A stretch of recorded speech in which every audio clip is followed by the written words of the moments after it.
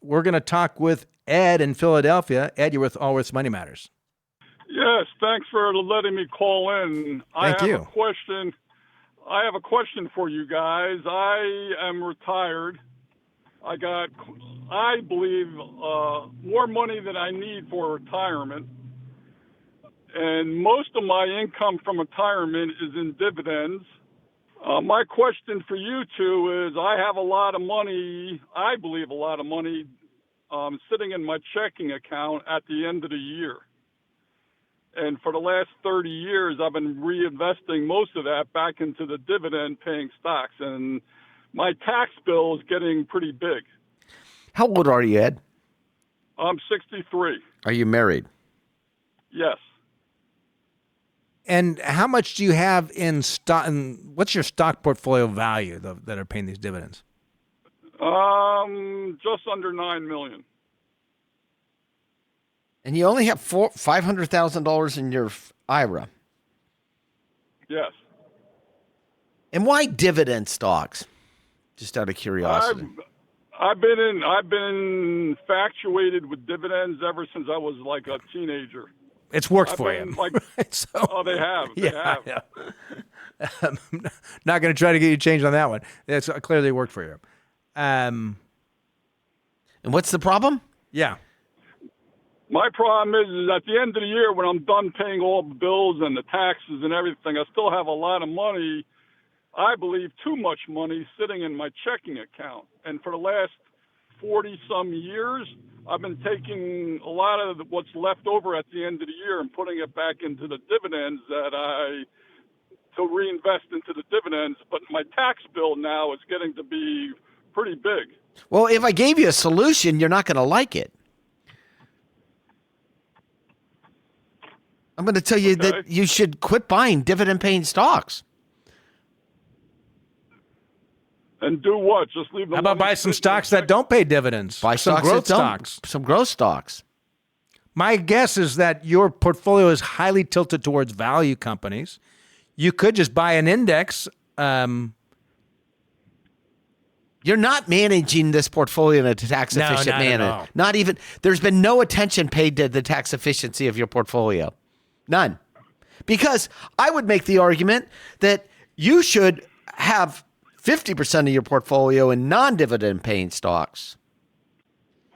And the reason behind that is obviously for current taxations, also because at death, not appreciated assets under current law receive a full step up in basis. So you can avoid the tax. Completely.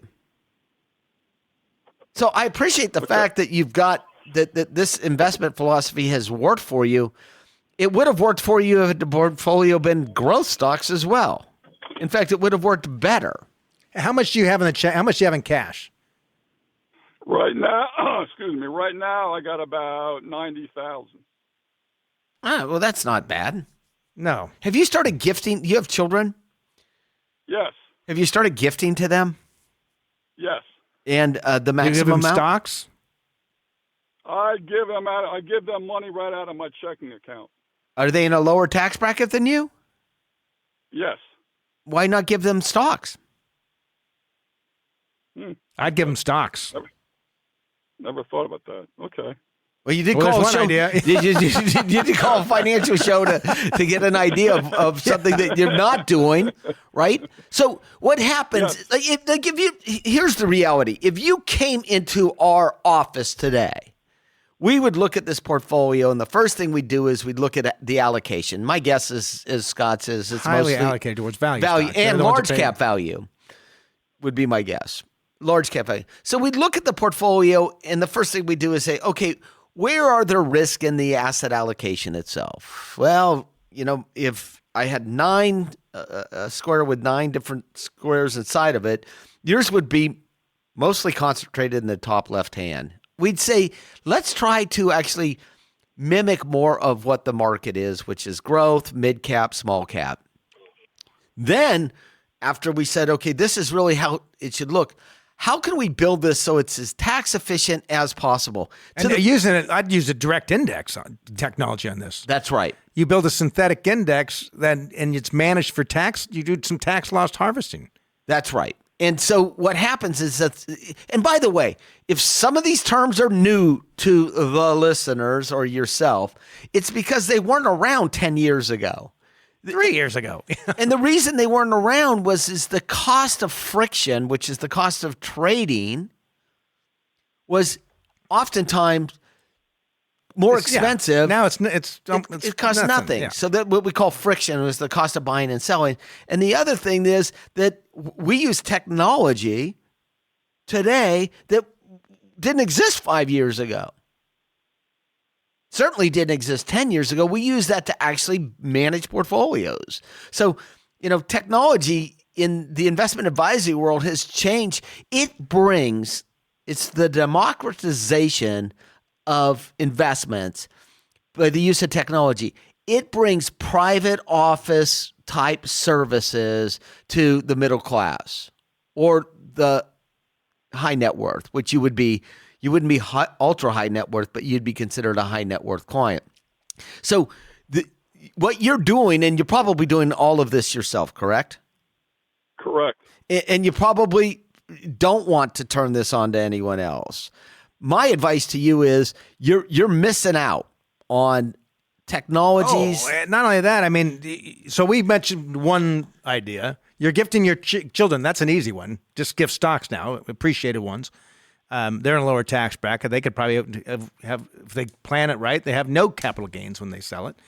But you also might say, maybe we take some portion of this and use a charitable remainder trust and get a nice big tax deduction from that today with a guaranteed income tomorrow. And we can as we do that, the tax deduction, we can turn around and sell some of the existing stocks that we have now, encourage the capital gain. I mean, realize the capital gain, but have them wash out each other. And then we can invest in something that's much more tax efficient. I mean, you got a lot of options here in front of you, but it would mean moving a little bit away from having large cap value. Yeah, large cap value, which is what you're investing in. And I do have a lot of growth stocks in the IRA. Which, by the way, is exactly opposite. Mm-hmm. You've got it completely opposite. You've got it completely wrong. Like if I said, let's make this tax efficient, I'm like, let's call Ed. Or let's lose tax efficiency in this portfolio. Let's call Ed. Because your growth stock should be in the IRA and the dividend. Your dividend should be in the IRA. Excuse me, the dividend should be in the IRA and the growth stock should be in the brokerage account. And I think look, Ed, you've done a great job. You've got a great saver. Good saver. This has worked for you, right? But it's at a point now you've created a new problem for yourself, and it's the taxation of this, right? Because you've got, you probably got, depending on what kind of dividend stocks, you might have $400,000 coming on, you have to pay taxes on each year. And dividends, right? A little bit more. Yeah, a little bit more than that, yeah. Which tells us it's even worse than we suspected in terms of large cap value. Right? And here's what I would do. You're my brother. I'd say, hey, Ed, go interview 2 qualified financial advisors, certified financial planners. Go meet with 2 different ones and just hear what they have to say. Hear about their ideas.